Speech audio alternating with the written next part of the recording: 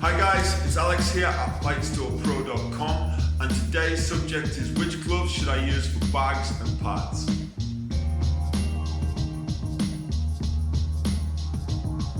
So getting straight into this, there is only one purpose for a glove for bags and pads, which is to protect your hand. Now if we're talking about sparring gloves, we would start talking about all the different sports. We could talk about the usage within those sports, but we're not. We're talking about gloves for bags and pads. So let's get into it. I'm going to pull up the first glove that people do actually commonly buy to hit bags and pads with, which is a 4-ounce MMA glove. Now, a 4-ounce MMA glove is a competition glove. It's only really designed for MMA competition. It is not a bag glove. There is no real idea from the people who manufacture these that you're going to use them for hitting bags and pads. Now sure, if you're warming up in the back room just before a fight, you're going to hit pads with this. If you're a professional level fighter and you're wanting to get your targeting just perfect for that amount of padding over your knuckles, then you maybe will train to a degree with pad work with these things, but they're not a bag glove. I repeat, they are not a bag glove. Will they protect your hands better than bare knuckle? Yes, they will. Will they protect your hands against rounds and rounds and rounds and rounds of impact? No, not really. So, little interesting fact, the top selling glove on Amazon at this moment in time, in 2019, was a glove just like this one. And that tells me that there are literally thousands of people out there buying the wrong gloves, because no one's telling me that there are 3,000 competitors buying MMA gloves every month on Amazon, especially the level of glove that I was looking at. So this glove, it will take the shock away to a degree. It will stop you skinning your knuckles. And if you are an MMA competitor and you're looking for something for targeting, then on the odd occasion, it's not a terrible idea, but the main purpose for this glove is to hit people in competition and stop you breaking your hands. That's why they were brought in. It's not a bag glove, so unless the reason for buying these is one of the aforementioned reasons, no. Next up, we have MMA sparring gloves. Now, even more so than with the MMA competition glove, this glove is absolutely not designed to hit bags and pads. Again, if you're an MMA competitor who competes in UAR style gloves, then it will stop you skinning your knuckles, it will take some impact out of your hands, but it isn't designed for repeated impact on a bag or a pad. It is designed to protect the other person that you're hitting to a degree and yourself whilst doing MMA sparring or UAR competition. These will disintegrate uber fast if you use them to hit bags with. The design of the glove is not designed for hitting bags. Overall, if you want a bag glove, this isn't it. So again, you can do it, but it's not the idea of the glove. And if you're wanting a bag and pads glove, do not buy a set of these. So we are to our very first, we have landed on our very first dedicated bag glove. Now, gloves like this one, you'll see them all over the shop. This is a real old school style bag mitt. Done in conjunction with a pair of wraps, I mean this is a really small one so I'm not going to get it on my hand, I'm not even going to try. But in conjunction with a set of wraps, a good knuckle wrap, a couple of inches of layered foam padding, this is actually a really good option. Dead cheap. Most bag gloves like this are well under 50 quid. This is full leather, it's going to last a long time. The padding should hold up for a good long time and will stop you damaging and scuffing your knuckles. Perfect for bags and pads. And if you are an MMA level competitor, has a similar distance level of padding to your average MMA glove. So this is actually a really good bet for hitting bags and pads. You can get all sorts of different levels of bag gloves. You can get them right up to the rival, I can't remember what the name of it, but they're about 180 quid. And they do the job.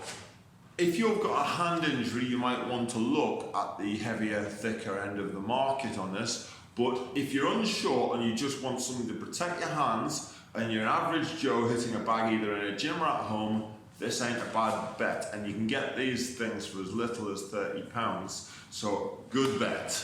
Simple, basic bag mitt. Now I'm going to move on to the actual boxing gloves. So Fairtex's BGV9. Now I've done a couple of videos where I've mentioned this glove. This is Fairtex's attempt at an actual boxing glove rather than Muay Thai glove. It hasn't got a lot of padding in it, which is one of the reasons I said I didn't think it was great as a sparring glove, because it doesn't do the job that it really needs to be doing as a sparring glove. But if you're hitting mainly bags and pads, there's some great things about this glove. This is a 12 ounce, and I'm going to get to this in a second. So lots of people like boxing gloves, love boxing gloves in fact, for hitting bags and pads rather than dedicated bag gloves. And that could be a question in itself. Do I buy a bag glove or a boxing glove? Well, the answer to that question is it doesn't really matter that much. It's whatever suits you, whatever feel you want. It doesn't make a great deal of difference. If you buy a boxing glove, then you've always got the added advantage of being able to use it in a different context. But it's got a biggish hand compartment. I'm quite a big guy and I can comfortably fit my hand into a BGV9. You get a wrap on it, which is hugely important if you're hitting bags and pads. So, Fairtex BGV9, if you're wanting a nice boxing glove, a bit expensive for a bag glove, but these will do a great job. It's got long wrist, allows you to get a good wrap back on, long wrist support, quite a good option. So let me just jump back into that subject. Bag glove, dedicated bag glove or boxing glove, which do I choose if I'm just hitting bags and pads? My answer would be whatever suits you. It doesn't really make a blind bit of difference. If you've got another purpose for it, then I'd probably buy the boxing glove. But if you want the feel of a boxing glove, buy a boxing glove. But if you just want something to protect your hands, bag glove is a good bet. And I'm going to talk about the differences between bag gloves and boxing gloves in a second. Next up, this is a Muay Thai glove. Now this one's synthetic. It's quite bulbous, bulky in the old Muay Thai style, but the padding's pretty stiff. This is probably a 16. Yeah, it is a 16. This will do the job again. Bags and pads will do the job. It certainly doesn't really have a downside. It's going to protect your hands. You can do endless rounds with it. You'll eventually break the padding down. So why wouldn't you use a 16 or a sparring glove to hit bags and pads? Well, the answer is you can. This is a question we get asked rather a lot at Fight Store. What size glove do I need to hit bags and pads? The kind of professional head in me says the smallest glove you can get away with, but that's all about targeting. It's got nothing to do with protection. The answer really here is, if you have a dual purpose for it, you might do some technical work with a partner where you're in danger of hitting each other in the face or wherever. You may end up doing some sparring, so on and so forth. Then a 14 or a 16 is probably a good shout because you don't have to buy 2 sets of gloves, but that's the only real advantage. I hear people talk about the idea that, oh well, a 10 or an 8's best because they're lighter and I get the punch faster. Well, I don't think that's a major consideration. I think if you're talking about the differences between 8 ounces on your hands, between say an 8 ounce and a 16 ounce, it's not going to make a huge amount of difference, especially at a lower level. And again, reverting back to my earlier comments about if you really know what you're talking about and you have certain preferences, well, that's exactly what they are. But I'm talking to the general populace of people who might be unsure. So the advice here is this. If you're only ever going to hit bags and pads, then I would probably go for 12 ounce or smaller, depending on your body size. 14s and 16s, unnecessary. A middleweight will protect your hands well and also give you a good size glove for hitting bags and pads. But if there's a chance that you're going to do something else, maybe later on, then buy the bigger glove, because then you don't have to buy 2 sets. It's literally as simple as that. So the next thing I'm going to talk about, I think that's a little bit of a chat about sizing. With bag gloves, you do not get ounces of bag gloves, or generally speaking, you don't. Some companies might do an ounce weight in bag gloves, but generally speaking, you'll just get a hand size in bag gloves. There is a difference between the padding of bag gloves and the padding of boxing gloves, or sparring gloves, I should say. And that is that bag gloves tend to have stiffer, denser padding. The idea is that they'll hold up longer and put more between you and your knuckle, because the idea is that you're only protecting your hand. There is no purpose in it in protecting your sparring partner's face or ribs or whatever we're talking about. So we are only protecting our hands. So if you're going to go for a boxing glove over a specific bag glove, then choosing a boxing glove which has deliberately stiff padding is a good shout. So that rules out gloves like Fairtex BGV1s, BGV1Bs, 14s, 16s. And when you check a glove out, if you've got the opportunity to actually have a look at the glove itself, physically have a look at it, the thing that you want to do is feel the end of the glove and feel how stiff it is. So if I go to, I haven't actually got a non-stiff one here, but if you push down on the padding at the front and you find it very spongy and very soft, then that's not going to make a great bag glove. And in fact, the more you hit bags with it, the less the padding will come away more and more and more, and it will become less and less useful as a bag glove. The protection to your knuckles is paramount in this situation. Now this is the brand new RevGear S5 that I've been testing, and this is a hybrid boxing sparring / bag glove. It's been developed specifically for people who are probably on the 80-20 side of 80% hitting bags and pads, 20% doing tech and sparring.